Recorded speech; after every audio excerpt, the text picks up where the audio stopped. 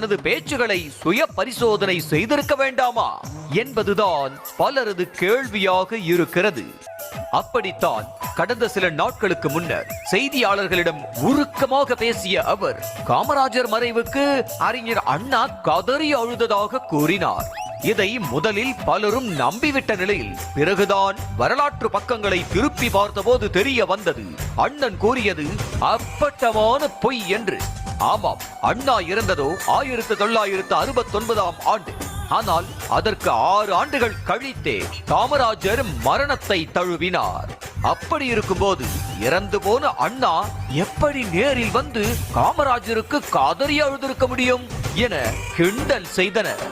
இப்படித்தான் சாதி பார்த்து போடும் ஓட்டு எனக்கு தீட்டு என தொண்டை தண்ணீர் வற்ற பேசும் சீமான் பம்மல் நாடார் பேரவை நடத்திய கூட்டத்தில் பேசியதும் பொய் என்பது தெரிய வருகிறது.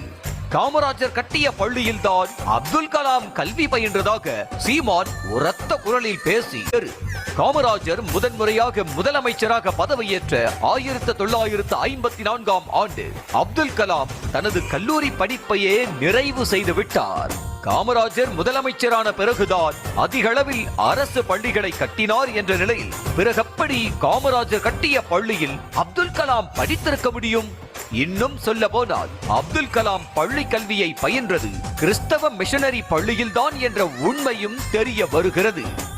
ஒரு தலைவன் அந்த 6000 பள்ளிக்கூடங்களையும் திறந்து 14000 பள்ளிக்கூடங்களிலிருந்து படிக்க வச்சார். அவர் திறந்த பள்ளிக்கூடத்தில் படிச்ச பேரன்தான் இந்த சீமான், இந்த அப்துல் கலாம், இந்த அப்துல் கலாம், அப்துல் கலாம், அப்துல் கலாம். இன்னைக்கு உலகத்தில் இருக்கிற பெரிய பெரிய தமிழ் அறிஞர்கள் பூரா மறுபிறவி ஒன்று உண்டென்றால் நான் தமிழனாக பிறக்க வேண்டும் என விருப்பம் தெரிவித்தவர் நேதாஜி சுபாஷ் சந்திர போஸ். ஆனால் காந்திதான் அப்படி கூறியதாக கூறி தன்னை நம்பி கட்சிக்கு வந்த பலரையும் நம்ப வைத்திருக்கிறார் சீமான். இப்படித்தான் ஒரு முறை தேனீக்கள் இனம் அழிந்த 4 ஆண்டுகளில் மனித இனம் அழிந்துவிடும் என ஐன்ஸ்டீன் சொன்னதாக கூறினார் சீமான். ஆனால் அவர் அப்படி சொன்னதற்கான எந்த அறிவியல் பூர்வமான சான்றும் இதுவரை கிடைக்க பெறவே இல்லை. வண்ணத்து பூச்சி தேனீக்கெல்லாம் செத்து போன, தேனீக்கள் செத்து போனால் மானுட இனம் 4 ஆண்டுகளில் அழிந்து விடும் அறிஞர் பெருமகன் ஐன்ஸ்டீன் சொல்றான். அணுவை கண்டுபிடித்தது நோபல் என்ற சீமானின் கூற்றை கேட்டு அப்போ டால்டன் எதை கண்டுபிடித்தார் என அறிவியலாளர்கள் அதிர்ச்சியில் உறைந்து போய் உள்ளனர்.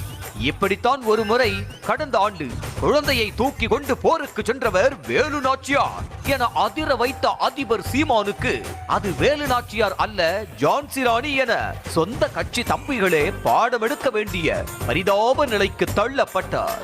அண்ணாவுக்கு தற்காலிக சபாநாயகரான முக்கையா தேவர்தான் பதவி பிரமாணம் செய்து வைத்தார் என்று சீமான் கூறிய நிலையில் ஒட்டுமொத்த இந்திய அரசியல் வரலாற்றில் முதலமைச்சருக்கு சபாநாயகர் பதவி பிரமாணம் செய்து வைத்ததாக நிகழ்வே இல்லை.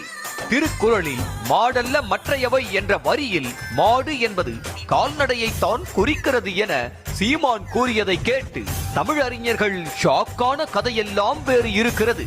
கேடில் விழிச்செல்வம் கல்வி ஒருவருக்கு மாடல்ல மற்ற எவை என்று நமது வள்ளுவ பெருமகனார் தந்தருளிய மறைமொழியில் கல்விதான் மானுடனுக்கு செல்வம், ஆனால் மாடும் நம் செல்வங்கள் என்பதை வலியுறுத்தி பாடுகிறார்.